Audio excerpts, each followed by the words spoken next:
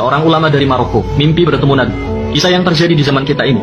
Nabi berkata kepadanya, pergilah kamu ke Mekah, temui Fulan bin Fulan. Beritahu dia bahwa dia adalah ahli sorga.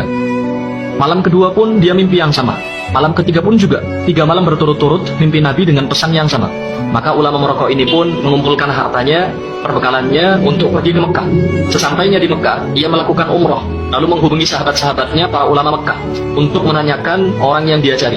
Maka bersama-sama dengan para ulama Mekah, mereka mencari orang yang dimaksud.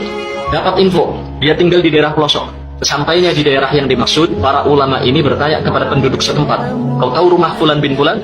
Penduduk itu pun kaget. Kalian, para ulama, dengan pakaian terhormat, kalian orang-orang soleh, dengan penampilan alim seperti ini, mencari Fulan bin Fulan?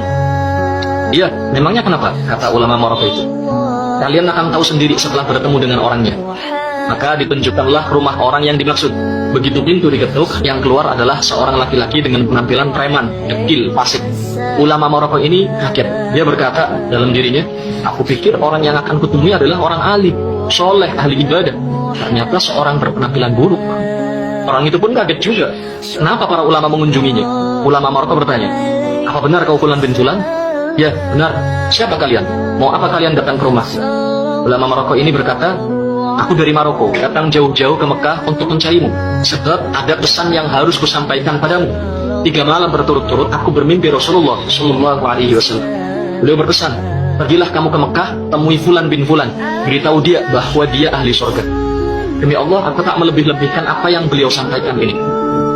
Orang ini pun menangis, menepuk-nepuk kepalanya, tidak percaya. Aku ahli surga? Oh pasti bohong. Orang sepertiku tidak mungkin mendapat kabar seperti ini. Ulama Maroko ini mengatakan, wallahi, aku baru selesai umroh. Tidak mungkin aku dusta dalam kata-kataku. Orang itu pun terduduk lemas, dia menangis. Ulama Maroko berkata, demi Allah, apa amal perbuatan yang kau lakukan sampai kau dapat kabar gembira seperti ini? Dia pun menjawab, aku ini orang hina, orang paling rusak, paling bejat di kota ini. Aku selalu sembrono dalam sholat. Bertahun-tahun aku tak pernah ke Masjidil Haram, padahal aku tinggal dekat Ka'bah. Aku ini orang rusak, aku tidak punya amal apapun. Maka ditanya lagi, coba kau ingat-ingat lagi, mungkin kau punya amal yang kau lupakan. Maka orang ini mengingat-ingat, lalu dia katakan, iya, aku punya satu amal baik, dan cuma ini amal baik yang aku punya. Tidak ada amal soleh lain selain yang ini. Dulu, aku pernah punya seorang tetangga, dia mati. Dia meninggalkan istrinya menjanda dan anak-anaknya yatim. Saat itu aku bernazar, akan membagi 2 semua upahku. Satu untukku dan keluargaku, satu lagi untuk janda tetanggaku dan anak-anaknya. Wallahi dari semenjak itu sampai hari ini, aku masih terus membagi 2 upahku untuk keluargaku dan untuk mereka. Ulama Maroko berkata, ayo kita ke Masjidil Haram. Orang ini pun mandi, memakai pakaian terbaiknya, lalu pergi bersama para ulama ke Masjidil Haram untuk sholat berjamaah.